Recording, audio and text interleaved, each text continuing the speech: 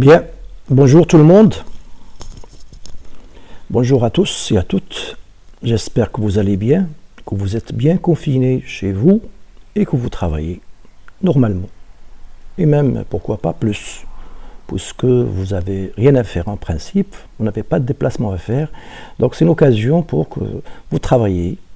Bien sûr, vous allez aider votre famille et faire des choses, mais vous pouvez travailler maintenant pendant cette occasion. Il faut la positiver, il faut la rendre positive, cette situation-là, et vraiment essayer de travailler au maximum possible. Prenez des notes, et vous avez pas mal de choses à faire pendant cette période-là. En même temps, vous allez préparer vos examens, etc. Alors, aujourd'hui, comme vous le voyez sur ce slide-là, enfin sur cette URL que je vois, que vous avez remarqué, j'utilise Wikipédia. Pour les raisons, c'est pas la peine que je me répète sur pourquoi l'intérêt de cette encyclopédie libre, parce qu'elle est très riche et parce qu'elle est mise à jour très souvent, et parce qu'il y a la participation de beaucoup d'experts et beaucoup de personnes qui chacun amène une petite goutte à cet océan. Je dis bien océan qui est Wikipédia. Donc aujourd'hui, nous allons attaquer une notion que j'ai utilisée maintes fois depuis, j'allais dire même des premières séances. J'ai utilisé le mot shell, j'ai utilisé le mot script, j'ai utilisé, bref, plusieurs fois j'ai utilisé ces mots-là. Alors aujourd'hui, on va s'attaquer on va le décortiquer. Qu'est-ce qu'un shell? Qu'est-ce qu'un script? Qu'est-ce que la programmation? Parce que là, aujourd'hui, on va attaquer, parce que le shell, je vous ai montré plein d'exemples. La majorité de commandes, enfin toutes les commandes que je vous ai montrées jusqu'à maintenant, sont interprétées par ce shell. Alors vous allez me dire, mais c'est des commandes système, enfin ça permet de connaître les fichiers, ça permet de faire des choses, ça permet de créer des objets, de manipuler, de faire, etc. Mais pourquoi la programmation? Eh bien, vous allez voir que ce shell-là, c'est un langage de programmation. Je sais que vous avez tous étudié pendant le premier semestre le langage C, ou C++, et vous avez utilisé un IDE, un outil, voilà, je vous donne sa page Wikipédia, pareil, et vous avez créé des programmes grâce à cet IDE-là. Donc, vous avez créé grâce à ce langage-là, des petits programmes. Vous avez appris à programmer. Vous avez vu pas mal de notions de langage C. Et j'insiste là-dessus parce que le langage C, c'est vraiment très important. Et vous voyez le programme, c'est-à-dire vous écrivez le programme, ensuite vous cliquez sur des boutons pour compiler, pour exécuter, etc. Donc, pour vous, peut-être vous croyez, enfin, certains d'entre vous du moins, pensent jusqu'à maintenant que c'est pour faire C, il faut avoir dev C ou autre. Parce que ce n'est pas le seul, il y en a d'autres. Il y en a pas mal d'outils d'IDE, c'est-à-dire d'outils de développement interactif, c'est-à-dire un environnement de développement, c'est ça l'IDE, un environnement de développement interactif intégré, si vous voulez, qui vous permet de faciliter la tâche pour faire des programmes et vous cliquez sur des boutons pour faire les opérations que vous souhaitez, à savoir compiler, exécuter, débugger vos programmes. Alors, pourquoi je vous parle de ça? Parce que c'est pour rectifier le tir. J'en ai déjà parlé pendant les séances. Un programme, c'est quoi? Un programme, c'est un texte écrit avec un langage de programmation. Les langages de programmation, vous savez qu'il y en a un paquet. Chaque fois, je vous cite des langages. Il y en a un paquet. Il y a le langage C, il y a le langage COBOL, il y a le langage Fortran, il y a le langage Python, il y a le langage Bash, justement, on va le voir. Il y a il y a plein de langages. Il y a le langage Java, il y a le langage JavaScript, il y a le langage PHP, etc. Alors, quel que soit le langage, sachez qu'un langage, c'est un ensemble d'instructions qu'on va mettre dans un fichier. C'est-à-dire les ordres qu'on va décrire en respectant la syntaxe, en respectant la sémantique du langage qu'on va mettre dans un fichier. Et selon le type de langage, ce programme-là qui est dans un fichier, ce texte-là qui est dans un fichier, on va le donner à un outil qui va nous permettre de le compiler, c'est-à-dire de le traduire, de l'analyser, de le traduire pour qu'on puisse l'exécuter sur la machine, parce que la machine n'exécute pas vos instructions C, les printf, les scanf, etc., etc. Non, ces choses-là, il faut passer par un outil qui est le compilateur et un éditeur de lien pour pouvoir fabriquer quelque chose d'exécutable. Donc voilà cette parenthèse en fait, parce que j'estime qu'il y a, même si je l'ai déjà dit cette chose-là, je la répète parce que pour que certains d'entre vous mettent les points sur les i. Donc un programme, donc c'est un texte qui se trouve dans un fichier. Ce fichier, on va le passer par des choses, par un outil qu'on appelle compilateur, éditeur de lien, pour fabriquer justement ça. Ou on peut utiliser ce qu'on appelle d'une manière interactive.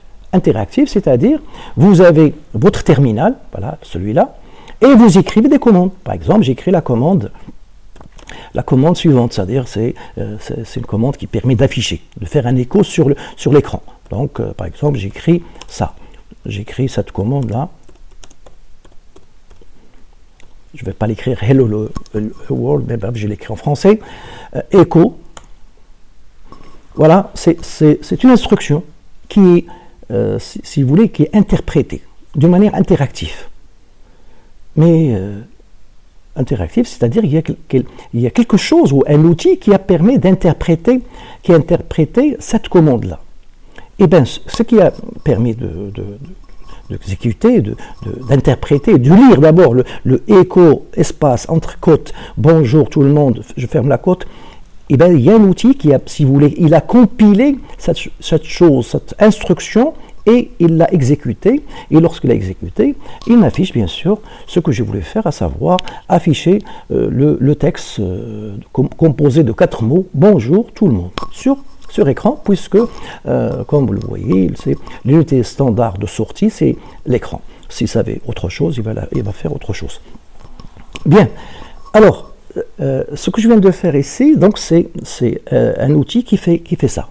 Et cet outil qui est interprété, c'est un interpréteur, je vous donne son nom, donc le nom, puisqu'on a déjà vu cette chose-là, se trouve sur une variable d'environnement qui s'appelle shell. Eh bien, l'outil, si vous voulez, la commande ou le programme qui interprète ou qui interagit avec moi, lorsque j'écris n'importe quelle commande, eh bien, c'est cet outil-là, cette chose-là qui s'appelle bash. Bash, là, c'est un shell, c'est un langage, si vous voulez, c'est un programme qui permet d'interpréter, d'exécuter mes commandes. Alors, je vais vous donner quelques définitions, donc je vais passer maintenant à cette chose-là, et vous donner quelques définitions. Donc là, on va traiter le shell, on va voir le script, etc. etc. Donc, regardez cette chose-là pour que vous puissiez prendre des notes. Le shell peut servir d'éditeur de ligne, parce que lorsque j'ai tapé, c'est lui qui a permis que j'introduise cette ligne, écho, bonjour tout le monde. Donc, c'est lui qui fait ça, qui m'aide et qui me permet de ça. Dès que je tape entrée, il prend en charge toutes ces choses-là, il va les interpréter, il va faire son travail. Donc, le shell peut servir d'éditeur de ligne, c'est-à-dire qu'il est possible d'utiliser les flèches de direction, c'est-à-dire les flèches que vous avez dans votre clavier à gauche et à droite, le curseur sur la ligne de commande sans écraser les caractères qui lui sont déjà saisis. Donc l'édition, c'est-à-dire la gestion, la modification, l'édition d'une manière générale de la ligne commande permettait dans le premier temps des shells de corriger et de modifier une ligne de commande. Il fallait faire basculer le shell en mode interpréteur de commande vers le mode éditeur de ligne de commande. Donc, disons que cet éditeur-là, ce shell-là, ce bash par exemple, on verra qu'il y en a d'autres, me permettent de saisir, si vous voulez, c'est mon IDE. Il ressemble, si vous voulez, c'est mon IDE, il ressemble à l'outil dont je vous ai parlé ici, mais là c'est graphique, c'est-à-dire avec la souris, etc. Simplement le bash, enfin, comme exemple de shell, lui il est relativement simple au niveau d'édition, et parce que j'ai un terminal, j'ai une console que j'ai utilisée pour interpréter les commandes. Bien, donc voilà pour cette définition. Donc pour connaître le shell, voilà, c'est ça. Pour bien sûr avoir beaucoup de détails sur votre shell, donc c'est pas nouveau, hein, appelez le manuel et demandez bash. Donc bash, pour parler concrètement, je vais montrer ce fichier-là, puisque vous voyez où il se trouve, bash. Je vais utiliser un alias, hein, parce que j'en ai parlé dans les vidéos précédentes. Je vais faire simplement ll/bin/bash. C'est pareil. Simplement, c'est une sorte d'alias, une commande que j'ai dans mon fichier de configuration qui permet de faire chaque fois ls-l. Aujourd'hui, je vais faire ll parce que c'est un alias qui contient ça. Donc, je la refais. Bash. Donc, voilà, bash. Elle est verte, je vous l'ai déjà dit, parce qu'il est exécutable, voilà, parce qu'il est exécutable, regardez, il y a X, et voilà sa taille. Donc c'est un petit fichier exécutable qui permet de faire tout ce qu'on a fait jusqu'à maintenant. C'est lui qui interprète. Interprète, c'est-à-dire vous lui donnez quelque chose, et cette chose-là que vous lui donnez, donc lui, il va la lire, il va la prendre, et il va l'interpréter, il va analyser chaque mot, chaque caractère, j'allais dire, et ensuite chaque mot, et il va voir est-ce que cette chose-là. Donc je vais le lancer, c'est-à-dire je demande à mon shell ici, c'est le bash. Donc voilà, il m'a répondu, il a interprété toute cette ligne-là, et il me dit voilà, est-ce que pour lui, il s'attend que la première des choses, le premier mot qu'on met dans une instruction, si vous voulez, c'est quoi? C'est une commande, c'est-à-dire le verbe, une action. Donc là, il a cherché cette chose-là, il me dit « Ah, désolé, cette action-là, commande introuvable, je ne l'ai pas. » Il a cherché, donc je rappelle où est-ce qu'il cherche, il a cherché dans les paths, donc là je fais référence à ce que nous avons vu lorsque nous avons traité Windows, il a cherché dans ces différents chemins, c'est le batch, hein, c'est le batch qui fait ça, il a cherché ici, il a cherché là, enfin tous les chemins qui sont séparés par 2 points, pour chercher ce KH, ce que je viens de taper là. Il a cherché, malheureusement il n'a pas trouvé, donc il me dit, désolé, j'ai bien beau chercher, mais j'ai pas trouvé. Donc voilà. Si je écris par exemple maintenant, je vais écrire maintenant la commande que je viens de taper tout à l'heure, bonjour tout le monde, je vais l'écrire avec une erreur. Voilà. Écho. Ah, regardez, il n'est pas bête, hein? C'est-à-dire j'ai mis écho avec 2 C, bonjour tout le monde, il me dit désolé, la commande écho avec 2 C est introuvable. Voulez-vous dire, donc là, celui qui a écrit ce programme Bash, parce qu'il a évolué, etc., il vous donne la possibilité de vous aider. Il me dit, ah, peut-être que vous voulez faire écho. La commande écho du paquet, etc., etc. Voilà, donc il me donne des indications. Donc pour montrer un petit peu que ce shell-là, cette commande-là, ce programme-là, n'est pas aussi bête que vous le croyez, malgré sa taille. Hein. Sa taille, c'est pas énorme, hein. C'est même pas, c'est 1 méga et quelques. 1 méga et quelques de taille. Et pourtant, il va faire plein de choses. Bien, revenons maintenant à ce que je viens de vous dire. Donc je monte. Donc les commandes du shell, donc là en l'occurrence bash, parce que c'est lui que vous utilisez le plus souvent, chaque fois que vous allez avoir une distribution GNU Linux, vous allez avoir ce shell-là. C'est ça, parce qu'il y en a plusieurs. Ce shell-là, c'est celui que vous allez le plus utiliser. Voilà. Donc si vous voulez, historiquement, il y avait le SH sans le BA. Il y avait le SH et ça a évolué bien sûr parce que les technologies évoluent, les gens développent, la communauté développe, etc., etc. Donc maintenant, on travaille tous, la majorité du temps, vous allez trouver ça. On verra lorsque vous allez avoir d'autres comment c'est faire et je vous montrerai quelques exemples et quelques différences entre cette évolution. Mais disons que j'ai la certitude à presque à 100% que quelle que soit la distribution que vous allez utiliser, vous allez avoir bash. Donc les commandes du shell bash sont des fichiers exécutables qui se trouvent dans le répertoire /bin. Donc là, c'est des choses qu'on a déjà vues. Le shell sait qu'un fichier de saisie à l'invite de la commande est une commande parce que le fichier est marqué comme étant exécutable. Le fichier est un programme.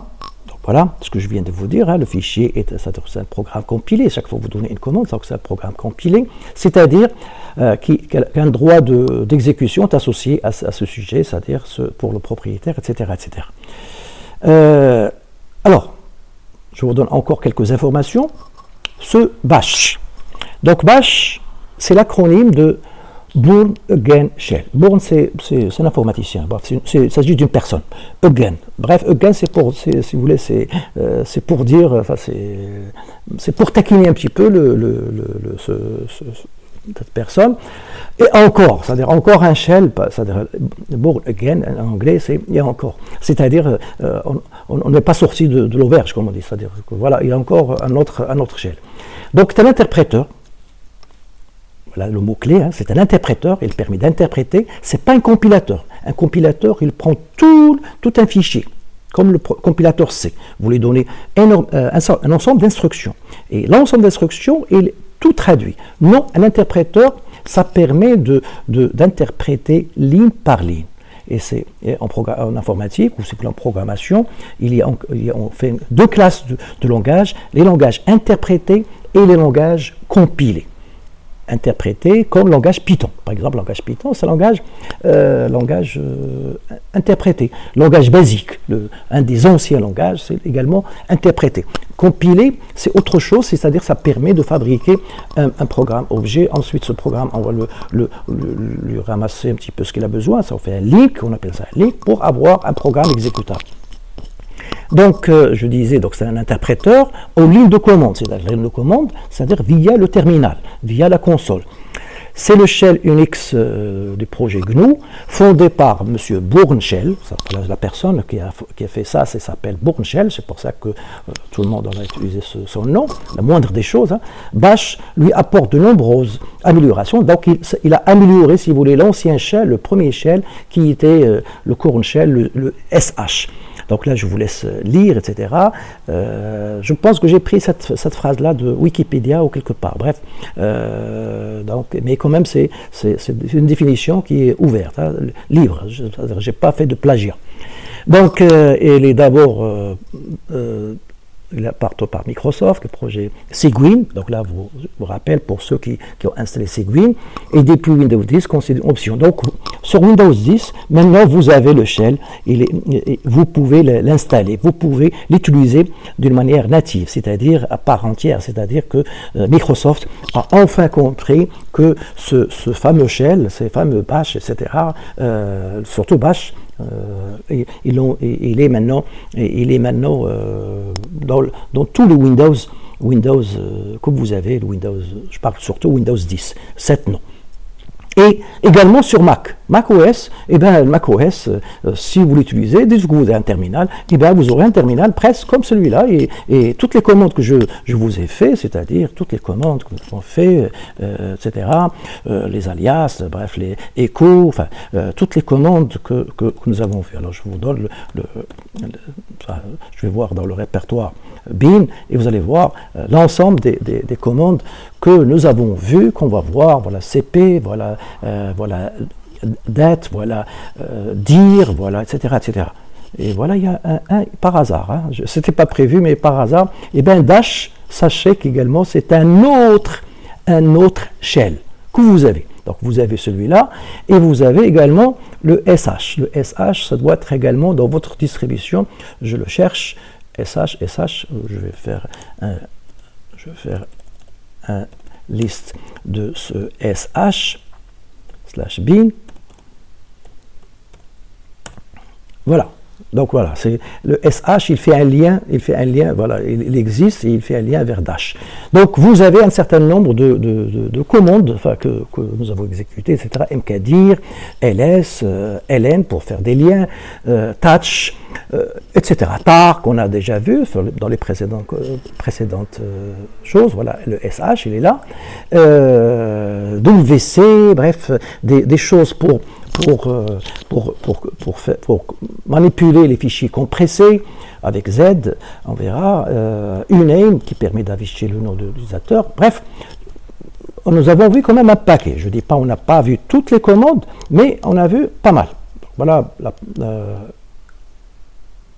notre fameux bash, il est là. Bien.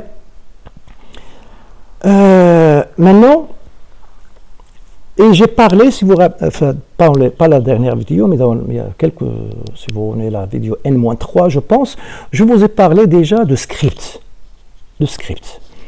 Alors, un des scripts dont on a parlé la dernière fois, enfin, c'est ce fameux script qui s'exécute dès le démarrage. Donc, soit il s'appelle, enfin, moi, celui dont je parlais, c'est bash rc. Donc, c'est un script qui au démarrage de votre terminal, il lance celui-là. Donc, soit qu'il s'appelle bash rc, soit bash profile, soit bash login, soit .profile. Il y a également bash logout, etc. Ce sont des scripts que nous avons déjà vus. Voilà, j'ai envie de vous montrer aujourd'hui le maximum possible, sans être long, mais être le maximum exhaustif, rentrer dans les détails. Donc, c'est un langage, et comme n'importe quel langage, rappelez-vous cette phrase que je vous ai déjà dite, qu'un langage, eh bien, quelle que soit sa nature, quel que soit son type, interprété, compilé, que ce soit du C, Java, ou PHP, ou autre, ou COBOL, ou Fortran, ou Pascal, ou Ada, ou bref, les langages que vous connaissez, que vous allez, j'espère, connaître un jour, ou langage R, regardez les vidéos que vont faire vos camarades, eh bien, tous ces langages-là, ils se basent sur le même concept. Et grâce à un informaticien qui s'appelle Knut, qui a publié dans les fin des années 70 un livre, si vous voulez, la Bible de la programmation, qui a défini un petit peu pour écrire un programme, ou plutôt quelles sont les choses indispensables de base au niveau d'un langage de programmation. Donc, je vous les rappelle, il y en a 5, chaque fois je le dis, je lève la main, 5 doigts, disons, gestion des variables. Donc là, parce qu'il est devant moi, je ne vais pas donner dans l'ordre. Donc, gestion des variables, ou plutôt déclaration des variables, etc. Il y a les instructions d'entrée-sortie. Donc, tout langage doit disposer d'entrée-sortie. Des instructions une instruction d'affectation, ou plusieurs instructions d'affectation, mais au moins qu'il y ait un moyen pour faire l'affectation. Ensuite, instruction de conditionnement, c'est-à-dire une instruction qui permet de casser la séquence, parce qu'un programme s'exécute toujours séquentiellement. L'instruction 1, ensuite 2, selon la succession, 1, 2, 3, ainsi de suite. Mais pour casser cette chose-là, le côté séquentiel, eh ben, on a besoin d'une instruction qui dit, si une certaine condition est vraie, alors on va exécuter cela. Si ce n'est pas vrai, on va exécuter d'autres. Donc ça permet de casser ça. Et je termine avec l'instruction qui permet de faire le boucle, c'est-à-dire soit le for, comme vous avez sur C, ou while, etc. etc. Donc, voilà un petit peu les 5. Et alors, tout simplement, je vais me baser sur ce théorème de Knut pour vous montrer ce langage-là, parce que c'est vrai, c'est un langage nouveau pour vous, vous ne l'avez jamais étudié, mais ce n'est pas une raison, puisque vous avez déjà une base de C, et on va exploiter vos connaissances du langage C pour que vous puissiez maîtriser et connaître rapidement, très très rapidement, d'une manière méthodique et méthodologique, ce langage-là. Donc, rappelez-vous, je vous ai montré également, lors des premières séances en cours présentiel, lorsque vous étiez là, avant cette crise, je vous ai parlé de CMD. CMD de Windows, c'est-à-dire le shell qu'on appelle batch de Windows. Et je vous ai montré un petit peu également, c'est un langage qu'on utilise également pour faire de la programmation. Ça c'est batch avec T, batch, B-A-T-C-H. Alors, donc les variables, on a déjà, depuis un certain moment, je vous parle de variables. Donc voilà, par exemple, ici, ce sont des variables d'environnement système. Donc là, sont connus, c'est-à-dire, si vous voulez, c'est des mots-clés propres au système. Donc user, PID, home, path, shell, variable shell, etc., etc. Donc pour les connaître, toutes ces variables-là, vous pouvez tout simplement utiliser la commande env. Je vais effacer l'écran. Voilà, env en principe, enfin env, sinon il y en a d'autres. Il y en a d'autres commandes, print env, ou bref, il y en a pas mal. Donc voilà pour connaître les variables. Ça, c'est des variables, je répète, propres au système. C'est-à-dire, éviter de les utiliser. Vous pouvez les exploiter, bien sûr. Vous pouvez les modifier. Vous pouvez mettre dedans, c'est-à-dire vous pouvez affecter ou modifier leur contenu, mais évitez d'utiliser ces noms de variables, si vous voulez, c'est des mots réservés. Et gardez-les comme mots réservés, c'est mieux. C'est mieux pour éviter tout conflit, etc. Donc là, par exemple, je prends la variable user. User, voilà, il contient qui? Il contient l'utilisateur qui est connecté, c'est-à-dire l'utilisateur qui est là. Donc si, pour l'afficher, donc là je vais montrer un petit peu les variables, c'est-à-dire la variable user, voilà, c'est cette variable-là. Alors, chaque langage a sa philosophie, a son esprit, a sa manière, a sa culture. Donc pour les langages shell, il ressemble un petit peu au langage C, il ressemble un petit peu à PHP, il ressemble à d'autres langages. Mais disons par exemple pour désigner une variable, c'est le même presque comme C, j'allais dire. Les majuscules on les utilise généralement pour les variables système. Et pour faire référence à une variable, par exemple pour afficher son contenu, eh bien, on écrit echo, le nom de la variable. Mais avant, si j'écris echo la variable, voilà, il m'affiche tout simplement la variable. Il m'affiche le nom de la variable qui est user. Et si vous voulez faites référence à son contenu, c'est-à-dire qu'est-ce qu'il y a dedans, qu'est-ce que contient la variable user, eh bien, on la préfixe avec $. Et on met le nom de variable. PHP le fait également. Pas simplement le nom de variable, je crois que PHP le fait également pour déclarer des variables, le déclarer avec $, et pour les manipuler également avec $. Donc, bref, de toute façon, dans tous les cas, vous allez voir avec mes collègues ou un de mes collègues qui va ouvrir le langage PHP cette année ou l'année prochaine. Probablement l'année prochaine. La même chose pour Java, etc., etc. Donc voilà, si vous voulez, une idée sur cette notion de variable. Bien sûr, je peux créer une variable propre à moi. Hein. Je vais créer une variable que je vais appeler GL1. GL1, je dis voilà, génie logiciel. Pardon, logiciel. Je ferme. Je crée une autre variable, ARI1. ARI1. Là, mon clavier qui déconne. Je mets réseau. Voilà, je vais simplifier. Hein, réseau. Réseau pluriel parce que vous allez utiliser plusieurs types de réseaux. Je mets 7. Enfin, pardon, je vais effacer l'écran. Donc, j'ai déclaré deux variables. Hein, voilà, celle-là. J'ai déclaré la deuxième variable, elle est là. Maintenant, regardons, là, si je mets env. Env, donc là, ça me permet d'afficher les variables les variables système, etc. Et je vais monter.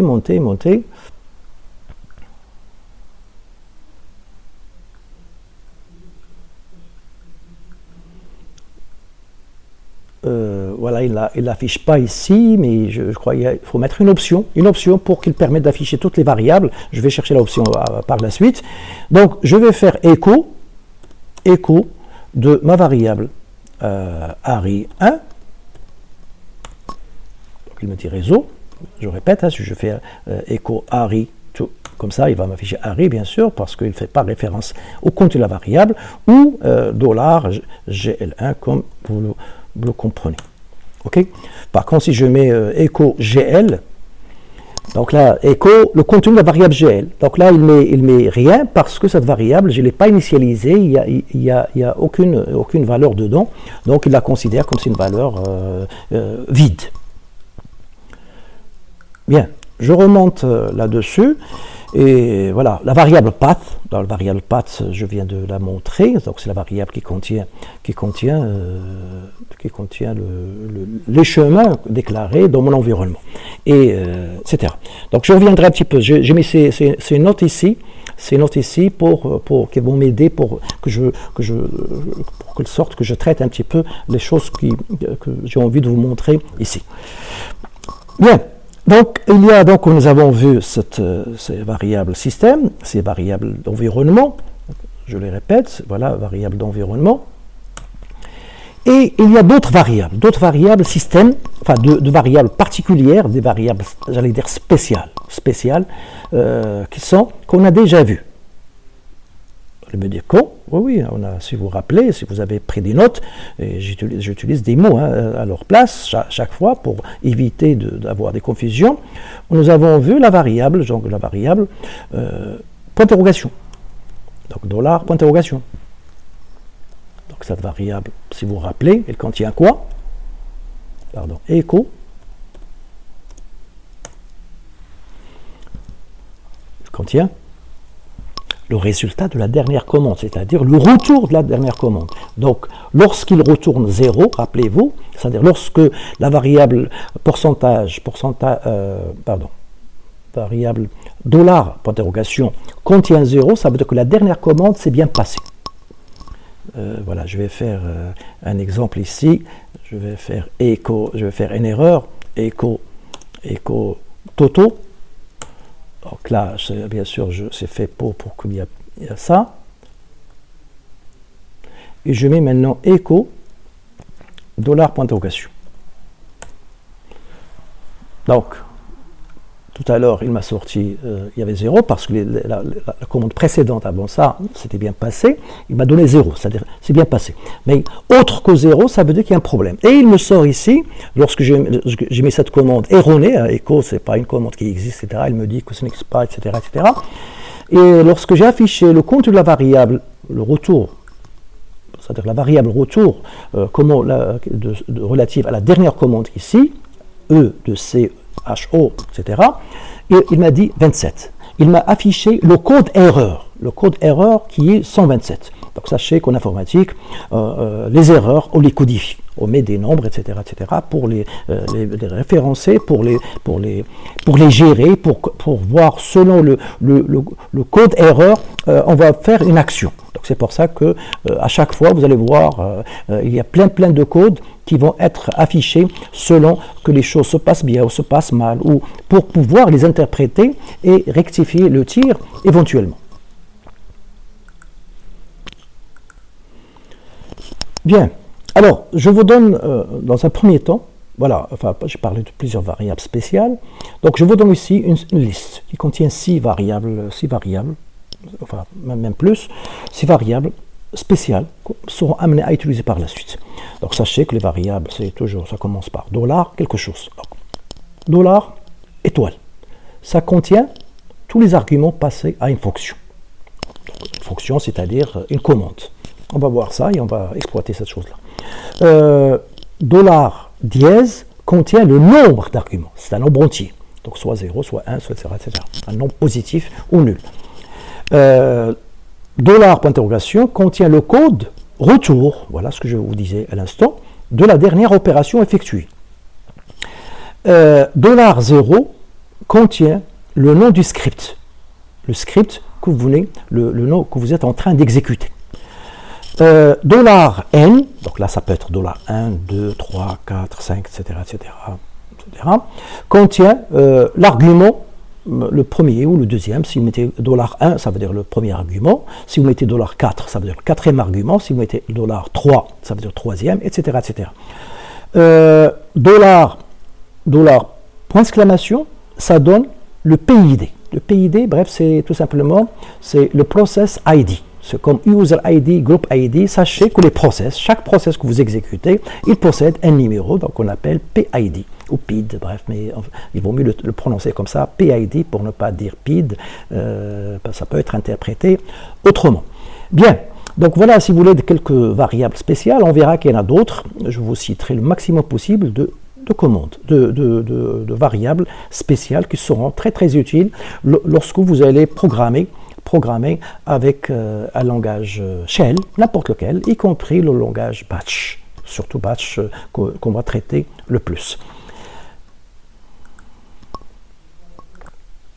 Bien, donc jusqu'à maintenant, je vous ai montré, j'ai parlé de shell, je parlais de bash, je parlais de variables système, des variables spéciales, et je vous ai parlé, je dis tout à l'heure, script. Un script, si vous voulez, c'est un terme qu'on utilise pour les langages interprétés ou plus le langage système d'une manière générale. C'est un programme. Donc un script, c'est un programme écrit avec un langage de script, parce que le langage bash, c'est un langage de script. Voilà, on va voir qu'est-ce que ça veut dire. Donc, un script, tout simplement, c'est un programme texte. C'est un programme texte. Alors, je vais maintenant créer devant vous, en utilisant mon éditeur Gedit, hein, c'est ce que j'utilise ici. Je vais créer grâce à Gedit, ou tout à l'heure je reviendrai à Nano, parce que je vous ai parlé dans les dernières vidéos d'un autre éditeur de texte qui s'appelle Nano. Donc pour l'instant, puisque j'ai déjà Gedit devant moi, je vais créer un fichier, un script, dans lequel je vais mettre une commande qu'on a déjà vue. Je vais mettre echo. J'enlève même cette ligne, hein, on verra par la suite. Echo, bonjour tout le monde. Alors certains d'entre vous vont vous dire, tantôt je fais entre guillemets, tantôt je ne le fais pas, tantôt etc., etc. Ne vous en faites pas, on verra tous ces détails-là. On verra tous ces détails en détail. Donc voilà, j'ai ici un petit script. Je vais ajouter une autre commande, voilà, comme ça vous voyez que c'est un script. Date. Je vais montrer également cette commande-là. Cal, je mettrai le cal, c'est-à-dire le calendrier de ce mois-ci. Donc voilà, j'ai mis trois commandes ici. Trois commandes ici. Donc vous comprenez. Donc celle-là, ça permet d'afficher le output, donc d'afficher ce message-là sur écran. Là, ça permet d'afficher la date actuelle du système. Et là, ça me permet d'afficher le calendrier de mois en cours. Donc voilà, je vais enregistrer comme d'habitude. Il faut enregistrer. Là, vous avez remarqué, je n'ai pas utilisé cette chose-là, mais on pourrait éventuellement dire, ce n'est pas un fichier texte, si je veux avoir la coloration, j'aurais dû mettre ici, changer la chose. Donc je ne vais pas le faire pour l'instant, vous allez voir pourquoi. Je vais expliquer comment on pourrait le faire et qu'il faut le faire parce que Gedit a ce moyen de coloration de la syntaxe. Donc je vais mettre ici, j'appelle ça script, voilà, script ou script 1. Je l'appelle comme ça. Pour le moment, j'enregistre, ok. Je ferme cette chose-là, ou à la limite, je la réduis. Donc ls-l script. Voilà, c'est un fichier que je viens de créer à l'instant. J'enregistre la vidéo vers 15h22. Voilà, aujourd'hui, le 26 mars, le propriétaire, le groupe et les droits. Donc le propriétaire peut lire, écrire et ne peut pas exécuter, on verra ce détail-là, vous allez comprendre l'intérêt. Le groupe, pareil, les autres, ils peuvent que lire. Alors pour ce script-là, je vous l'affiche, je vais effacer l'écran, ce script-là, je l'affiche devant vous, voilà, il est là. Pour l'exécuter, avec mon shell, le shell qui, en l'occurrence ici, bash. Et bien, tout simplement, je vais dire, j'appelle bash, l'interpréteur bash, et je lui dis, exécutez-moi, c'est-à-dire exécutez-moi, lisez ce fichier et interprétez-le. En même temps, parce que interpréter, il va lire chaque ligne, il va interpréter chaque ligne, il va exécuter ligne par ligne. Donc chaque ligne, il va répéter. C'est pas comme un compilateur. OK. Voilà, je l'exécute, ça marche. Donc là, il a exécuté la première, echo. Echo, il m'a affiché ici. Il a exécuté la commande date. Il a affiché la date. Voilà, c'est celle-là, cette ligne, la date d'aujourd'hui. Et il a exécuté cal, c'est-à-dire il m'a affiché le calendrier de ce mois-ci, puisqu'on est le mois de mars. Très bien. Donc voilà, c'est pas compliqué. Vous écrivez votre script, autrement dit votre programme, et vous pouvez l'appeler. Vous l'appeler grâce à, vous appelez bash et vous lui donnez comme argument le nom du fichier que vous avez donné. Très bien. Donc jusqu'à maintenant, voilà une première méthode. On va voir une autre méthode. Donc voilà, je réexécute, j'efface. Une autre méthode. Je vais faire maintenant, puisque c'est un script, eh bien, je vais le donner exécuter script. Script 1. lorsque vous mettez un nom de chose, lorsque vous mettez une commande ici, c'est-à-dire vous demandez à l'interpréteur d'exécuter ça. Donc script existe, script 1 existe, donc j'ai mis ici point slash, c'est-à-dire dans le répertoire courant, puisque je suis dans mon répertoire courant, puisque le fichier se trouve dans ce répertoire-là, je mets point slash script. Script 1. Remarquez, là, il ne dit pas que le fichier n'existe pas. Non. Lisez le message. Bash, voilà, l'interpréteur qui me répond, il me dit que ce fichier-là, eh bien, désolé, vous n'avez pas la permission. Vous n'avez pas la permission pour accorder. C'est vrai que le message n'est pas tout à fait clair, mais vous allez comprendre, bref, vous allez compléter par la suite, etc. C'est très concis. Alors la permission, c'est dû tout simplement à ls. Je vais refaire script. Et bien, c'est dû à cette chose-là. Je n'ai pas le droit d'exécuter. Et bien, on va le faire. On va changer. C'est hmod. Et je vais dire ajouter l'utilisateur, simplement. On peut donner à tout le monde, mais je peux faire uniquement l'utilisateur. Ajouter à l'utilisateur ce droit d'exécution. Script. Maintenant, regardez. Et laisse-moi L, voilà, il devient vert. Il devient vert, enfin, c'est le bash qui fait ça. Hein. Il devient vert pour montrer, bref, parce que il est exécutable. Il est exécutable comme vous le voyez ici. Voilà, lecture, écriture et exécution. Maintenant, si je le lance, et voilà, ça marche. Maintenant, il ne sort plus le message permission non accordé et il a exécuté les instructions, les 3 instructions, donc voilà, je le réécris une autre fois devant vous. Il a exécuté 3 instructions, les trois commandes, si vous voulez, echo, date et equal. Et ça marche. Très bien. Voilà une deuxième manière d'exécuter un script, mais à condition de ne pas oublier ça. De ne pas oublier le droit d'exécution. Donc voilà, vous voyez l'intérêt de donner ou de ne pas donner le côté permission d'exécution. Si par exemple un autre utilisateur, un autre membre du groupe, de ce groupe-là, voilà mon groupe, voulait exécuter ce fichier grâce à cette manière-là, eh bien il ne peut pas, parce que le groupe ne peut que lire et écrire, il ne peut pas exécuter. Bien évidemment, les autres utilisateurs qui n'appartiennent ni moi, ni à quelqu'un de mon groupe, de ce groupe-là, ou autre, c'est-à-dire, ils ne peuvent pas, puisqu'ils peuvent uniquement le lire. Donc j'espère que vous avez compris ça.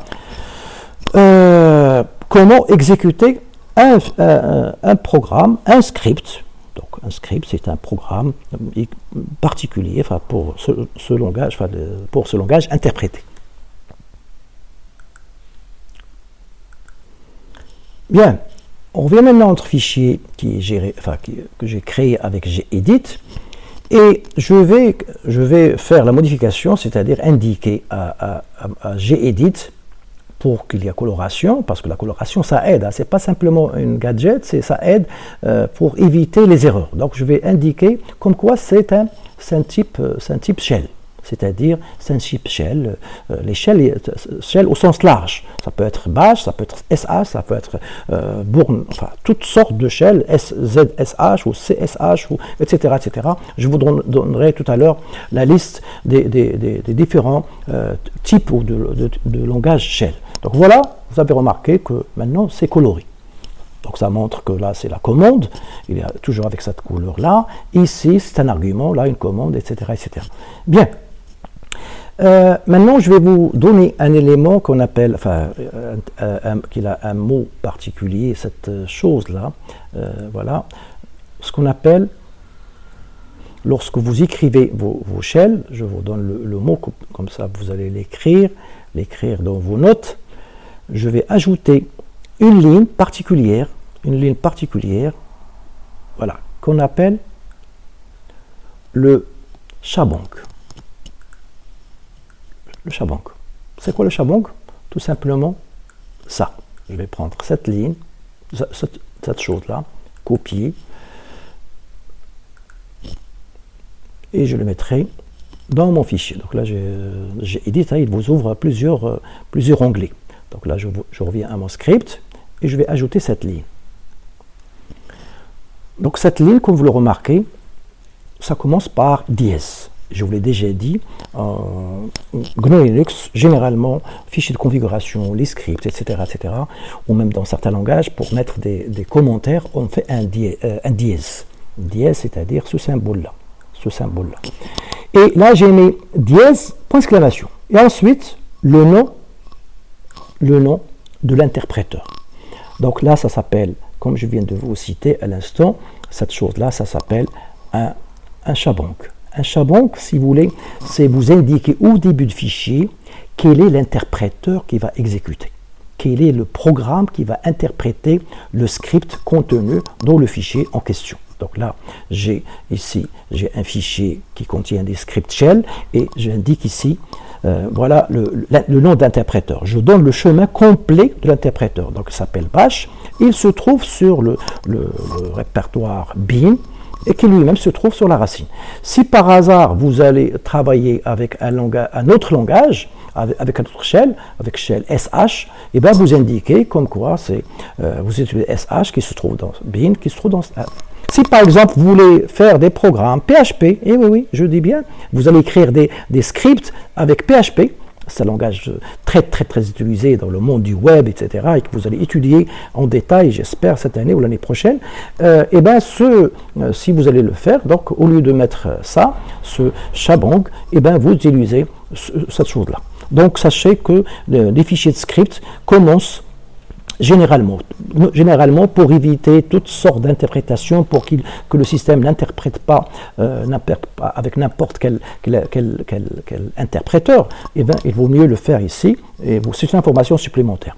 Sachez que moi, sur la distribution que j'ai ici, je ne l'ai pas indiqué tout à l'heure, et ça a marché. C'est-à-dire, ça a marché lorsque j'avais fait ça, il a compris comme quoi c'est du shell, puisque j'ai utilisé que des commandes, disons, assez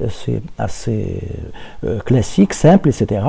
Ça interprète. Mais je vous conseille de préférence de mettre le shabang dans cette chose-là. Donc je l'affiche le fichier devant vous, cat script, etc. Voilà le fichier de commande. Donc je l'exécute, je vais sauvegarder quand même pour vous montrer que cette chose-là. Donc je mets ici là ou CTRL S, je CTRL S, donc sauvegarder, je l'exécute une autre fois, j'efface l'écran, je l'affiche et je l'exécute avec le script qui se trouve là. Il y a certains qui vont me poser la question, mais pourquoi il met point, pourquoi monsieur vous mettez point slash? On va l'enlever.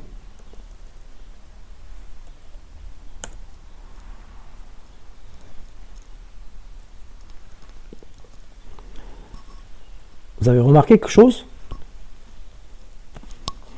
Eh bien, il n'a pas compris. Il n'a pas compris, il a cherché. Il me dit à la fin, regardez, il essaie de m'aider. Les premières là, la commande script est introuvable, voulez-vous dire, est-ce que vous voulez dire script 6, est-ce que vous voulez script, est-ce que vous voulez paquet, etc. Sinon, il faut installer, etc. Mais à la fin, il me dit, désolé, cette commande n'existe pas. Pourquoi? Pourquoi elle n'existe pas? Parce que, n'oubliez pas, chaque fois que vous mettez une commande, chaque fois que vous tapez quoi que ce soit au clavier, chaque fois que vous tapez quelque chose, le système va chercher dans les répertoires qui sont indiqués dans la variable path, P-A-T-H, il va chercher ici, et bien il a beau chercher, regardez, il a beau chercher, il n'y a pas de chemin, parce que n'oubliez pas, le mot script se trouve dans le répertoire, dans ce répertoire-là. Et ce répertoire-là, il n'est pas déclaré ici. OK? Il n'est pas déclaré ici, donc c'est pour ça il n'a pas cherché dans le répertoire courant.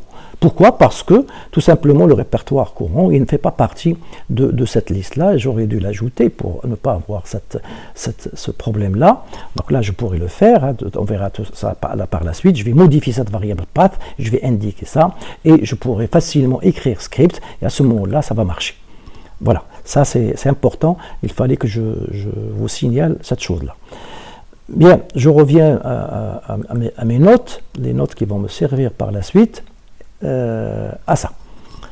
Bien, maintenant, je vais mettre dans ce programme-là, je vais prendre ce programme-là, ce programme qui est là déjà, enfin je l'ai fabriqué, préparé pour éviter de gaspiller du temps, mais parce que je ne veux pas que la vidéo soit très longue, je vais copier ce programme-là et je vais le mettre ici, à la place de ces instructions. Bref, c'était simplement pour tester. Donc là, voilà, j'enlève, c'est pas la peine de mettre deux fois, c'est pas faux, hein, mais disons, c'est pas la peine de la mettre deux fois. Voilà. Je peux avoir une ligne blanche. Bien. Puisque j'en parle, donc là, je vais mettre ici un commentaire. C'est un conseil que je vous donne. Un conseil vraiment, je vous conseille vivement chaque fois vous utilisez un programme, vous utilisez un langage, n'importe lequel. Prenez cette habitude. Mettez des commentaires. Mettez des commentaires pour que d'autres personnes puissent comprendre ce que vous êtes en train de faire et pour vous-même, lorsque vous allez revoir ce programme d'ici 1 mois, 2 mois ou l'année prochaine, etc., etc. Donc, je vais écrire un petit commentaire simple. Je vais écrire voilà, premier programme. Programme avec bash. Voilà, je peux ajouter une autre ligne. Affichage de variables. Voilà, affichage. Ce programme permet d'afficher des variables spéciales. Affichage des variables spéciales. Quelques variables spéciales.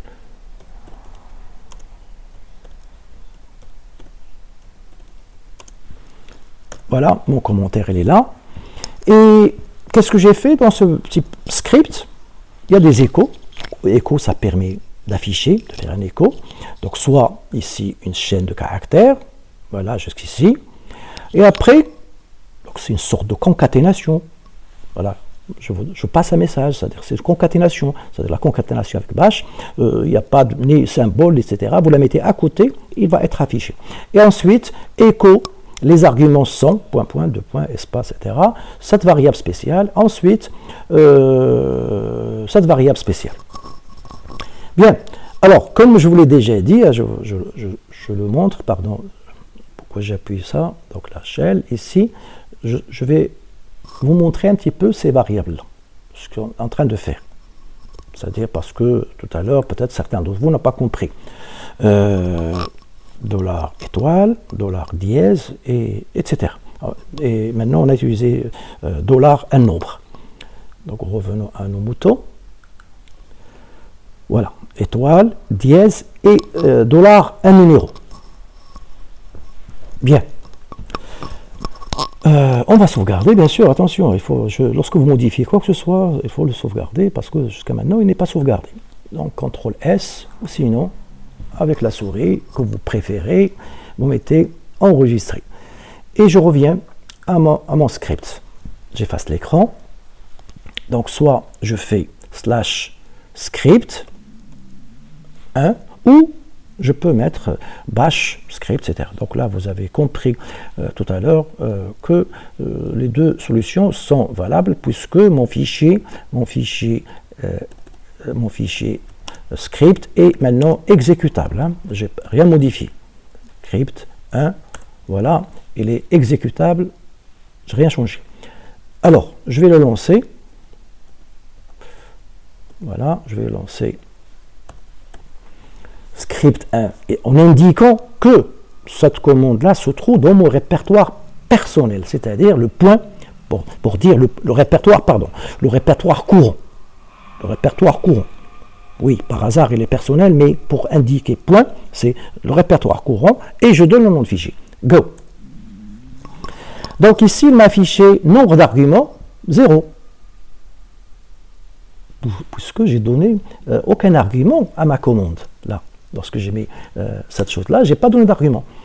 Les arguments sont, il n'affiche rien. Et ici, le second argument, l'argument $2, j'ai rien donné. Donc c'est normal qu'il m'affiche ça. Maintenant, on va faire A, B, C. A, c'est excellent. Il me dit ici le nombre d'arguments à ce script que je viens de faire, c'est le nombre d'arguments, c'est 3. Les arguments sont A, B, C. Et le second argument, c'est B. j'affiche get script. Donc, ce que vous disiez, $dièse, la variable spéciale dièse, ça contient le nombre d'arguments. La variable $étoile, ça contient la liste des arguments. Et $2, ça contient le deuxième. Si j'avais mis $3, il allait m'afficher en principe ça. Donc maintenant, je vais mettre un autre exemple. J'ai mis ABC, mais j'aurais dû mettre bonjour tout le monde.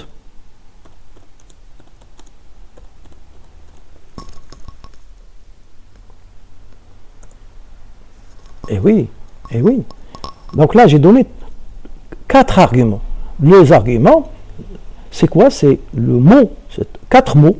Bonjour, deuxième mot, tout, le monde, 4 mots. Donc, sont considérés comme 4 arguments. Donc, les arguments sont bonjour, bref, ici, il ne m'a pas virgule, bref, le séparateur, c'est espace pour m'indiquer l'argument 1, l'argument 2, l'argument 3, l'argument 4. Et ici, le deuxième argument, eh bien, c'est quoi? C'est tout. Je peux exécuter encore une fois, c'est pour montrer, pour que vous ne compreniez pas les choses, je ne sais pas, certains d'entre vous peuvent comprendre ça, il a mis ABC, donc on peut mettre qu'un caractère. Non, non, vous pouvez mettre des arguments au sens large. Donc là, je mets des chiffres, là je vais mettre même 80, 0. Combien j'ai donné d'arguments? Eh bien, j'ai donné 6 arguments. 1, 20, 33, 88, 80 et 0. Donc, il y a 6 arguments. 6 arguments. Et la liste des arguments. Et le deuxième argument, c'est 20.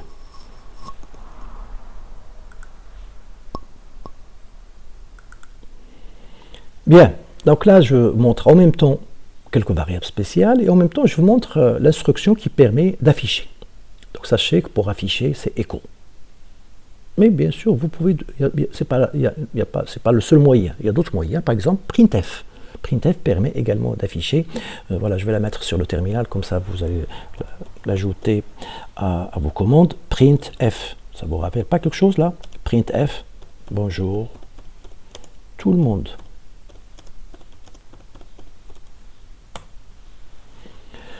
Donc voilà, il m'a affiché bonjour, mais sans afficher le reste. Je mets maintenant printf entre guillemets. Donc c'est une commande avec sa particularité. Sa particularité, bien sûr, il faut donc les maîtriser, ces particularités. Il faut regarder le manuel. Il faut regarder le manuel de votre commande pour maîtriser un petit peu les arguments, parce que c'est un programme, c'est une fonction, c'est quelque chose qui a été créé, etc. Et celui qui l'a créé, bien sûr, il a adopté un protocole, donc il faut, pour connaître un petit peu comment ça fonctionne, il faut regarder le manuel. C'est comme si vous achetez n'importe quel appareil, n'importe quel outil, etc. Avant de l'utiliser, il faut prendre la peine un petit peu, prendre votre temps, regardez le manuel. Ne faites jamais cette chose-là. Si vous achetez n'importe quel appareil, regardez d'abord le manuel avant de le tester. Sinon, vous allez avoir des surprises et parfois même la garantie. Votre produit n'est pas garanti pour avoir vraiment des problèmes graves. Donc voilà, je vous laisse ici. Donc là, je ne vais pas me tarder là-dessus. Sachez que printf, ça ressemble à printf de C. Et vous l'avez remarqué, lorsqu'il fait printf, je mets entre guillemets, maintenant il a affiché, mais il ne saute pas la ligne. Il m'a écrit printf, bonjour tout le monde, il l'a écrit ici. Et le prompt, c'est pas comme echo. Echo, vous l'avez remarqué, ça fait retour à la ligne chaque fois. Echo, ça fait un retour à la ligne. Donc là, je fais echo, ça donne ça. Lorsque je fais printf, voilà, il y a une nuance, il y a une différence. Donc, je ne vais pas me tarder là-dessus. Et je vais revenir, donc là c'est l'affichage, on va voir echo en détail, je vous donnerai d'autres formes, etc. Mais je vais quand même avancer un petit peu. Et ici je vais changer ce script et je vais vous ajouter une instruction, un exemple d'instruction, enfin un moyen qui permet de lire. Rappelez-vous, parce que là on a vu les variables. Il faut voir maintenant les instructions d'entrée-sortie. Lecture, écriture. On vient de voir l'écriture grâce à echo et printf. Et on va voir maintenant la commande read. read, j'ai ajouté une option exprès pour aller vite également, et j'ai mis une chaîne de caractères, et ici, une variable. Donc, on va voir la syntaxe par la suite. Et après, j'ai mis echo, un message, un texte, entre guillemets, et dollar la variable. Si je ne mets pas le dollar, bien sûr, je n'aurai pas le contenu, j'aurai simplement non. Donc, vous allez voir. Donc, je fais cette chose-là. Je vais sauvegarder, CTRL S. Voilà, c'est sauvegardé. Revenons à nos moutons, à notre terminal. Et maintenant, on va exécuter notre script. Script 1. Ah, il m'a donné, il me demande votre nom. Donc, j'ai dit mon nom.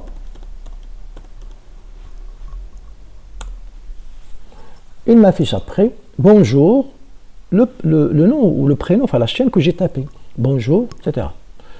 Alors, je vous affiche le script. Comme ça, vous allez comprendre. Donc là, comme d'habitude. Et ici, les commentaires. Read. Donc c'est pour ça, lorsque je mets un read, c'est-à-dire, il attend que j'ai introduit quelque chose, et ce que je vais taper à l'écran, lorsque j'ai exécuté ça, il m'a affiché ça, et il attend que j'ai introduit quelque chose. Donc là, j'ai tapé moi cette chaîne de caractères, après, echo, bonjour, voilà, et ici, concaténer à cette bonjour ici, il y a un espace, hein, regardez, j'ai mis un espace ici, c'est pour ça qu'il y a un espace. Si je n'avais pas mis d'espace, il va coller bonjour et coller la chaîne que j'ai tapée. Donc là, bonjour, espace, et le contenu de la variable. Concaténer ça avec cette chaîne de caractères. Donc voilà, lors de l'exécution, vous l'avez remarqué, il m'affiche, il me demande d'introduire quelque chose, une chaîne de caractères, là en l'occurrence c'est mon prénom, et bonjour, le prénom que j'ai introduit, et il m'affiche les choses puisque j'ai gardé là affiché le nombre d'arguments, etc., etc. Donc je vais l'exécuter une autre fois. Script, je mettrai A, V, GGG. Go.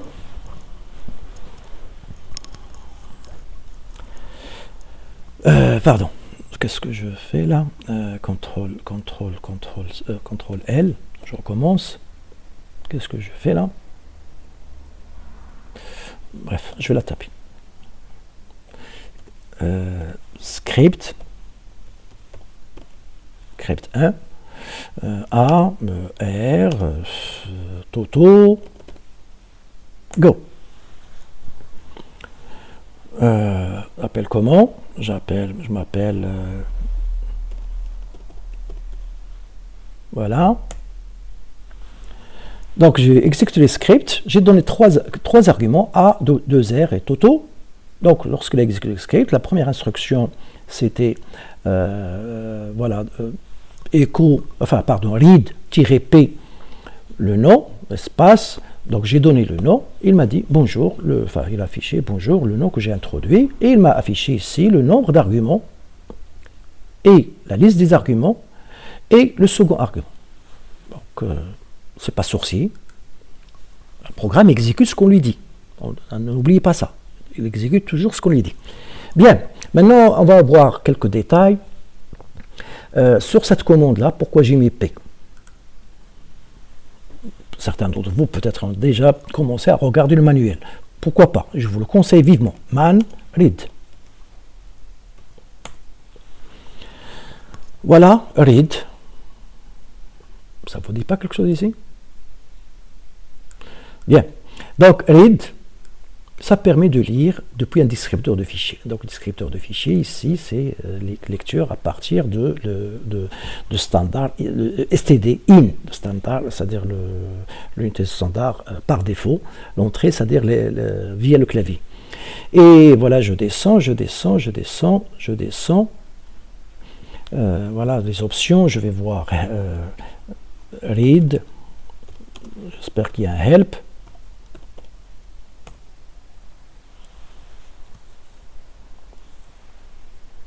Voilà. Donc moi j'ai utilisé quelle option? J'ai utilisé cette option-là.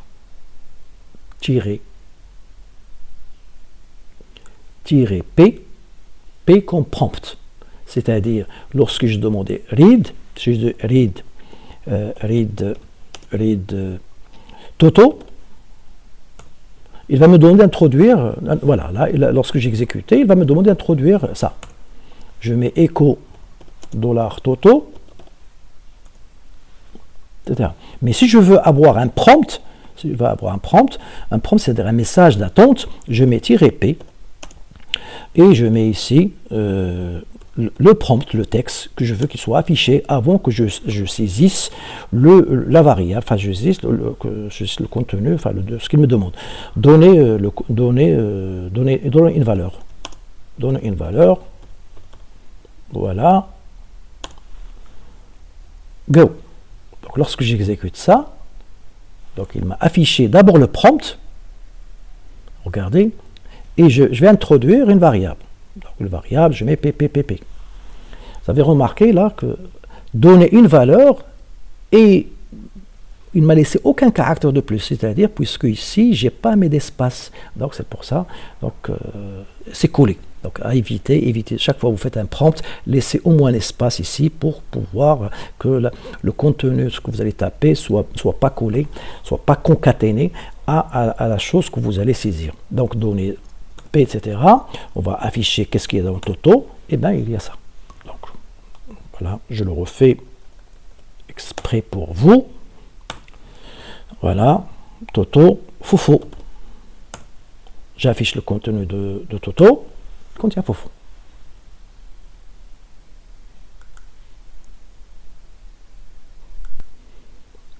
Bien, donc voilà le help, c'est-à-dire les différentes options qu'il y a. Donc il y a "-a", "-d", "-i", etc., etc. Il y a "-p" que j'utilise, qu'on utilise le plus souvent généralement ce "-p" pour avoir le prompt. Alors je vais quand même profiter de l'occasion pour vous ajouter cette option. "-t", timeout. On va voir que ça fait. Donc je vais ajouter ici un "-t" et je vais mettre ici 5. 5. Autrement dit, read. Donc là, j'utilise cette commande. Read, c'est une commande, mais je l'utilise, disons, d'une manière interactive sur l'écran. Sur l'écran, je vais la mettre par la suite sur le fichier script.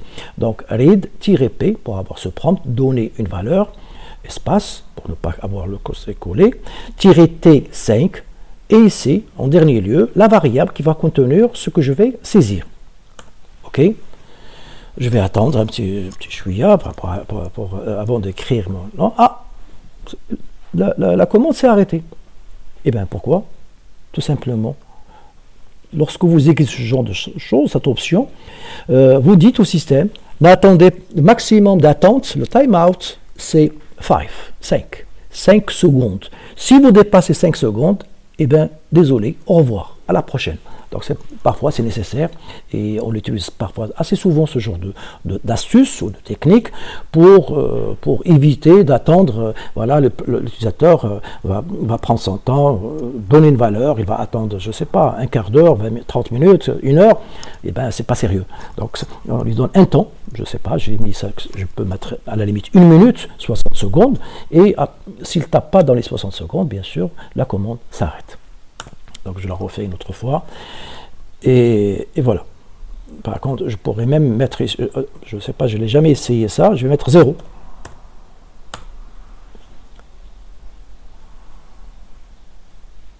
Vous avez vu?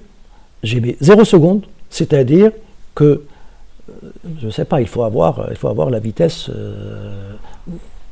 Voilà, je ne vais pas continuer ma phrase. Voilà, je m'arrête là sur ce point que je viens de vous citer pour montrer cette option-là. Je vous laisse regarder le help pour voir les différentes options, etc., etc. Cherchez un petit peu parce que quand même c'est votre travail, enfin, de chercher. Je ne vais pas vous dire toutes les possibilités que ça offre, etc. Et pour mieux maîtriser cette commande read. Bien, je reviens.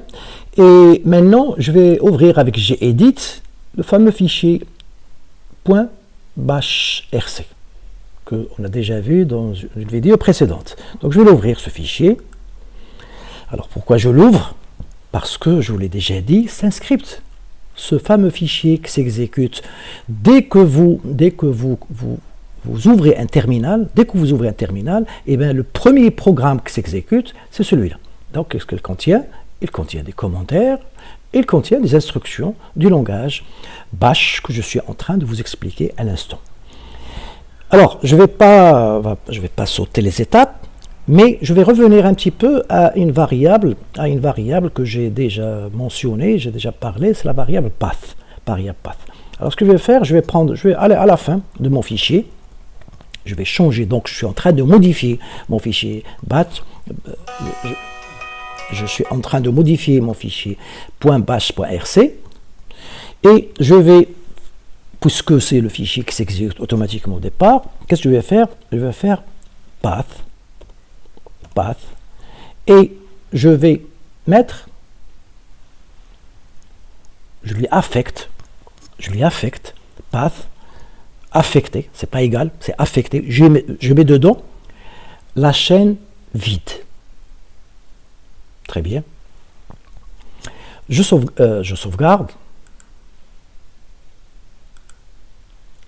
Donc rappelez-vous, la variable path contient tous les chemins dans lesquels le système doit chercher. Mais moi, dans ce script qui s'exécute en premier, qu'est-ce que je viens de faire? Je viens de mettre ici, vraiment à la fin, je ne sais pas ce qui est passé dans les autres fichiers, parce que ce n'est pas le seul fichier qui s'exécute au départ, mais j'ai mis cette variable path, je l'initialise, si vous voulez, à la chaîne vide. Donc, je sauvegarde. Je vais réduire cette fenêtre, et je réduis cette fenêtre, et je viens ici. Donc, je mets ls, ça marche, je mets script, je mets n'importe, je mets echo toto, bref, ça marche. Donc, rien n'est arrivé. Et bien c'est normal, rien n'a changé puisque je suis toujours dans le même terminal. Je l'ai pas, c'est-à-dire le terminal est déjà ouvert avant. Alors, pour que ce que je viens de faire ait un effet sur mon environnement, qu'est-ce que je vais faire? Je vais sortir de ce terminal. J'exite, je fais un exit, ou je fais CTRL-D, c'est pareil. Voilà, mon terminal n'est plus, regardez ici, il n'est plus ouvert. Maintenant, je vais l'ouvrir une autre fois. Voilà, il va être ouvert, mon fichier. Qu'est-ce que c'est que ça?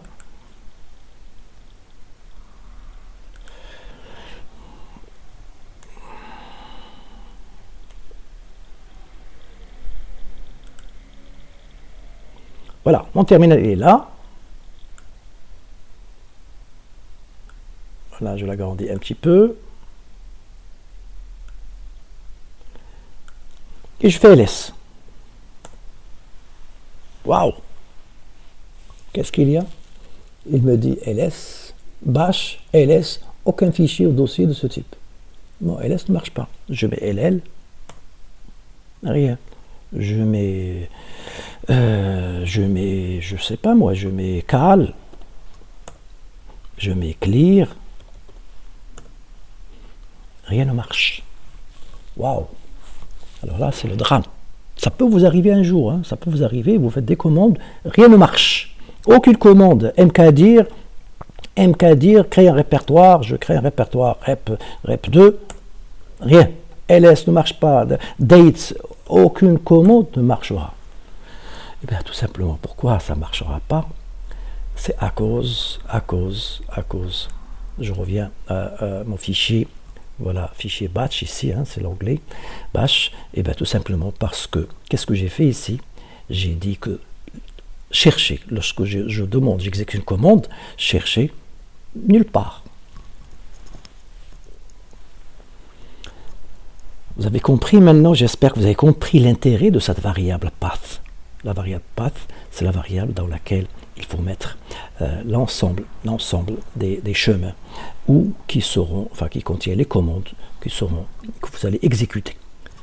Donc, faites attention et maîtrisez-la comme il faut. Alors, je vous signale que ce fichier bash.rc, c'est un fichier propre à chaque utilisateur. Chaque utilisateur possède son propre fichier caché bash RC. Chaque utilisateur, chaque fois que quelqu'un se connecte, crée un terminal, ouvre un terminal, il aura son propre fichier. Rappelez-vous, lorsque nous avons créé un utilisateur, ESTS, de Salé, etc., le système a créé un répertoire personnel et a copié ce fichier, il a mis un fichier bash RC relatif à cet utilisateur-là. Bien, ceci étant dit, maintenant que je vais faire, eh ben je vais faire une chose, c'est-à-dire je vais modifier ce path et je vais mettre cette chose-là. Donc là, j'ai pas envie de copier, c'est pour ça que je fais des copier-coller pour éviter de taper, de perdre du temps. Alors je reviens à mon bash et ici, je fais coller. Voilà, j'enlève ce premier path, c'est bon. Qu'est-ce que ça veut dire ça? Ça veut dire, mettez dans path le contenu de variable path, parce que path a été garni, a été rempli, path a été initialisé avant. Il y a d'autres scripts qui font ça, en particulier un fichier profile. Et je vais ajouter, donc je vais mettre le contenu qu'il avait, donc path, c'est-à-dire le chemin qu'on a déjà montré, et je vais ajouter à cette variable path, je vais ajouter, voilà, je le fais comme ça vous allez comprendre, /home/ le répertoire personnel. C'est-à-dire, je dis au système, eh ben, ajoutez un autre chemin, en plus du chemin que le système me fait, d'une manière par défaut, j'allais dire, mais ajoutez également ce chemin. Autrement dit, dans ma variable path, il y aura le contenu qu'il avait avant, plus ce chemin-là. Et je mets ce deux points-là, c'est pour séparer. C'est pas parce que les chemins, rappelez-vous, les chemins sont séparés. On met chemin, deux points, chemin, etc. Donc là, j'ajoute, c'est-à-dire je concatène à l'ensemble des chemins qu'il y avait avant, j'ajoute également ce chemin-là, le chemin, c'est-à-dire le répertoire personnel. Bien, je vais sauvegarder, voilà, tout doucement, je reviens à mon terminal, je fais ls, etc., ou n'importe quelle commande. Ça ne marche pas encore. Pourquoi ça ne marche pas? Parce qu'il faut que je change de session. Donc, soit je vais vous montrer deux manières. Soit je fais exit, ou CTRL-D, je vais le mettre CTRL-D. CTRL-D. Voilà, le terminal est rentré. Maintenant, j'ouvre une autre fois mon terminal. Première des choses à faire, tout simplement, c'est d'afficher la variable path. Parce que je vois, est-ce que c'est pris en considération? Est-ce que les modifications que j'ai faites dans le fichier .bashrc, est-ce que ça a été modifié? Est-ce que cette modification a été prise en compte? Eh bien, regardez les chemins qu'il y avait avant, c'est ça, celui-là, /bin, etc., etc. Et à la fin, il m'a ajouté, donc deux points séparateurs, et il m'a ajouté ce chemin-là.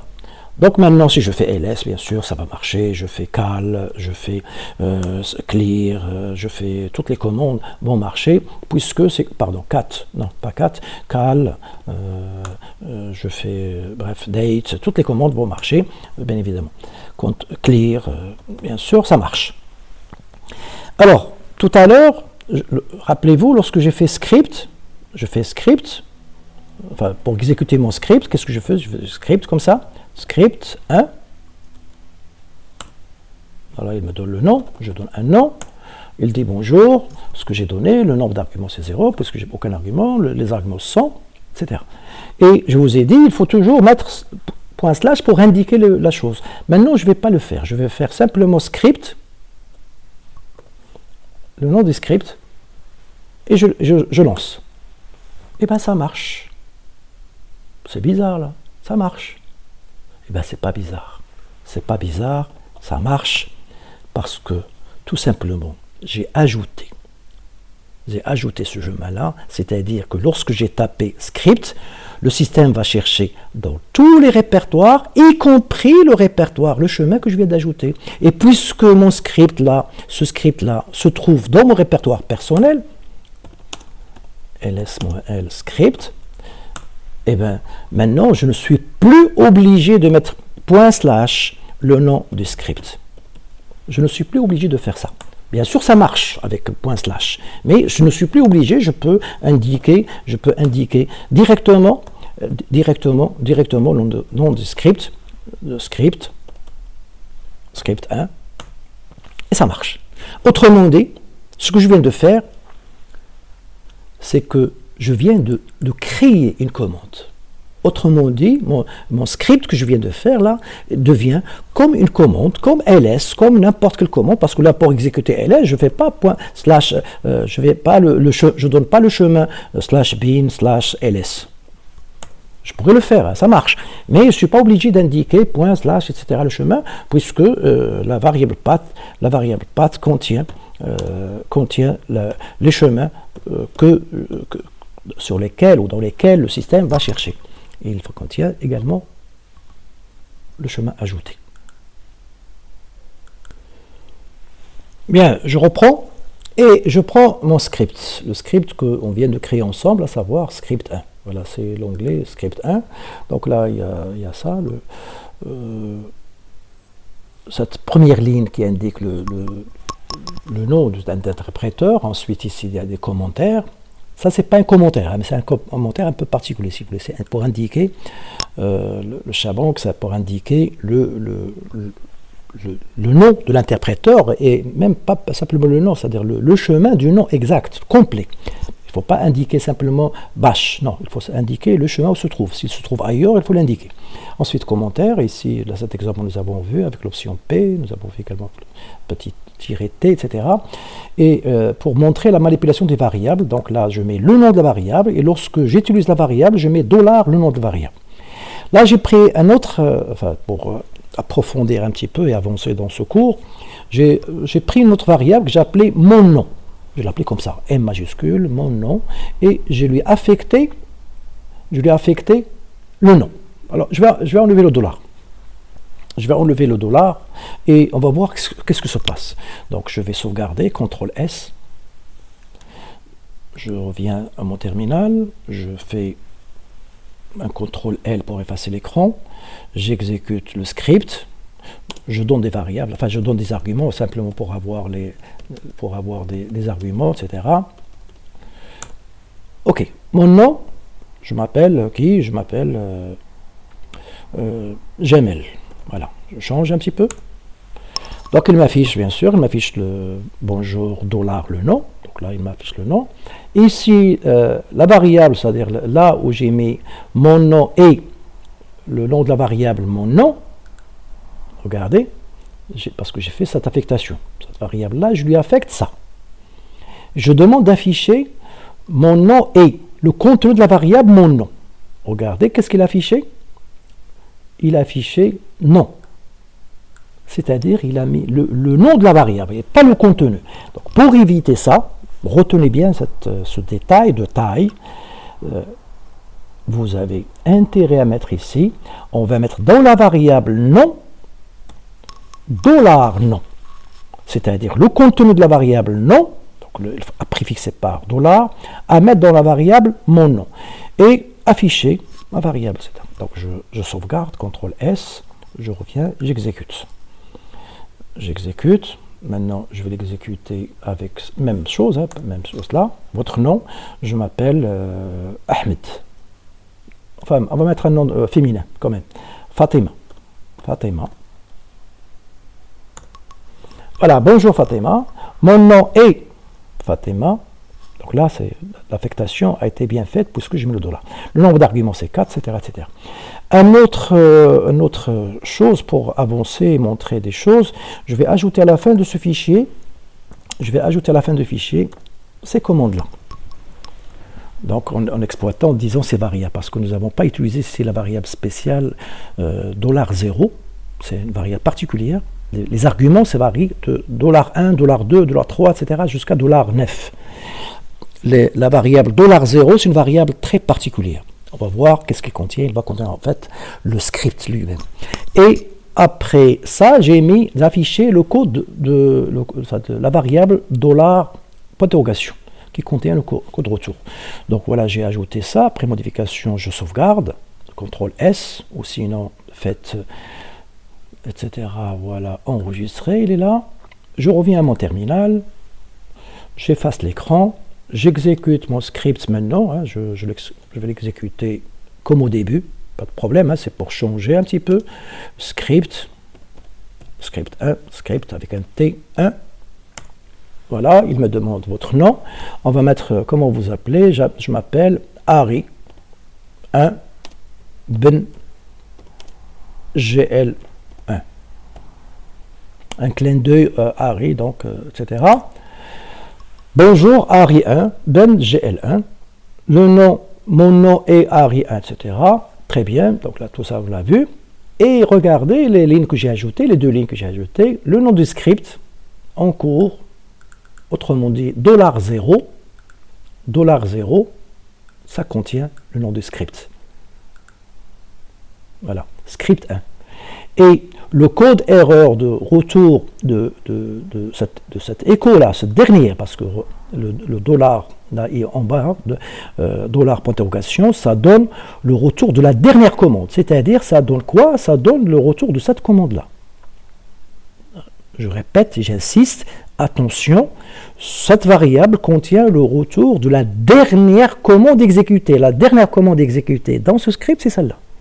Donc, si vous allez à manipuler, à tester, à voir, etc., si je vais faire d'autres commandes ici, eh bien, sachez que dollar point d'interrogation va changer. Donc, c'est pour ça que si vous voulez garder cette information-là, il vaut mieux la mettre dans une variable. Par exemple, vous mettez une variable, je mets retour 1 et je mets dollar point d'interrogation. Et je peux faire d'autres instructions. Par exemple, je mettrai ici echo. Voilà, je vais provoquer une erreur. Echo n'importe quoi. Et je mets echo n'importe quoi. Et après, je vais afficher ce message-là. CTRL C. Je le mettrai ici. Après cette erreur-là. CTRL V, je sauvegarde. Voilà, dans mon script, hein, c'est ça. J'ai ajouté ça pour montrer un petit peu le changement de cette variable-là. Donc, j'enregistre, je reviens à mon terminal, j'efface l'écran, j'exécute mon script une autre fois. Donc, comment vous appelez? On va appeler ça, tout à l'heure, j'ai dit, donc là, c'est GL1 Ben Harry 1. OK. Et regardez, donc le nom du script, c'est ça. Il m'a indiqué le nom du script. Là, il m'a donné le nom complet. C'est bien. Le code erreur ici, c'est 0 avec cette chose-là. Et ici, lorsque j'ai fait cet écho avec erreur, il me dit que, etc., la ligne 22, c'est-à-dire cette ligne-là, où j'ai mis écho avec 2C, et bien, désolé, cette commande est inconnue, introuvable, ce qui est normal. Et le code erreur, retour, c'est 127 et c'est pas 0. Donc j'espère que vous avez compris cette chose-là. Faites attention chaque fois parce que lorsque vous traitez, vous avez un programme, il faut savoir gérer les erreurs. Un programme qui ne traite pas les erreurs, désolé, c'est un programme, moi je le considère, c'est les nuls. Et sincèrement, je le considère comme un programme nul. Nul, je le dis, j'insiste là-dessus, parce que la vie, il y a toujours des anomalies. Donc il faut savoir traiter les anomalies et sortir des messages clairs. Et en fonction de l'anomalie, en fonction de l'erreur, il faut agir en conséquence. Voilà, sur ce, je vais m'arrêter ici. J'espère que cette vidéo n'était pas très longue et c'était enrichissant pour vous. De toute façon, ce chapitre il est important. L'objectif, c'est que vous appreniez à utiliser et à maîtriser ce langage, un nouveau langage qui s'appelle langage Shell. Et le nom de ce Shell-là, c'est Bash. C'est un langage le shell le plus récent par rapport au langage précédent, etc. Il y en a d'autres shells, mais si vous maîtrisez ce langage-là, croyez-moi que vous n'aurez aucune difficulté pour d'autres types de langage shell qui est vraiment nécessaire et qui va vous servir en tant que développeur pour les GL, parce qu'un développeur qui fait des programmes, etc., vous allez faire des applications, mais si vous ne maîtrisez pas ce langage-là, je suis désolé, vous aurez du mal à faire des applications professionnel et en tenant compte du système d'exploitation que vous utilisez. Ça, d'une part, pour les gens qui font réseau, vos amis, les étudiants de ARI, administration réseau et système, moi je l'appelle toujours comme ça, c'est les ARI, votre formation c'est réseau et système, et bien vous avez tout un intérêt, c'est-à-dire pour gérer votre réseau, pour configurer vos réseaux, etc., vous serez amené à écrire des scripts, je dis bien des scripts, pour ce faire. Vous n'allez pas vous amuser à être devant votre terminal et écrire des commandes, ensuite des commandes, etc. etc. Non, il faut prendre cette habitude-là de mettre toutes les actions ou toutes les choses que vous allez faire dans votre vie professionnelle par la suite, de savoir écrire des scripts, même des scripts de configuration, de réseau, on va les faire avec ça, etc. etc. Alors, je vais répondre à une question qui m'a été posée, j'ai déjà répondu. Il y a une étudiante qui m'a posé la question, est-ce que la commande user add, est-ce qu'on peut créer plusieurs utilisateurs? Alors j'ai déjà répondu, d'abord j'ai répondu automatiquement parce que j'estime que oui, c'est une question légitime, c'est normal, mais je trouve que pourquoi créer plusieurs utilisateurs, c'est la même commande, puisque chaque utilisateur qu'on va créer avec user add a ses propres spécificités, à ses propres paramètres. Donc l'idéal c'est de créer user add pour chaque utilisateur. Donc si par hasard vous avez à créer 1000 utilisateurs, vous n'allez pas vous amuser à écrire un par un, voilà votre terminal, vous prenez ça, les 1000 utilisateurs, ça va prendre peut-être une semaine, ou je ne sais pas, 3 jours. Donc là, qu'est-ce qu'on va faire pour ce genre de choses? Eh bien, on va créer des scripts qui contiennent justement ce user add pour l'utilisateur 1, 2, 3, etc. etc. Et chaque utilisateur, on va lui donner les paramètres spécifiques, les arguments spécifiques, les partages qu'on va faire, c'est-à-dire on peut avoir pour ces 1000 utilisateurs mettre une dizaine dans un groupe, une centaine dans un groupe, certains on va leur donner des droits, certains on va leur donner un délai par exemple pour leur chemin, etc. etc. Donc c'est pour ça que pour administrer un système, vous serez amené à utiliser des scripts, à écrire des programmes, des scripts même parfois très très longs, qui font des dizaines de lignes, et je vous montrerai, il y a plein de scripts, et même dans votre machine, il y a beaucoup de scripts que vous pouvez exploiter et utiliser et étudier, parce que ces scripts-là sont par nature open source, vous avez toujours le source de ces scripts-là, que vous pouvez analyser, vous pouvez améliorer éventuellement, que vous pouvez localiser, que vous pouvez adapter à votre situation. Bien, sur ce, je vous remercie, je vous dis au revoir et à la prochaine, et prenez soin de vous, bien évidemment, comme d'habitude, restez chez vous.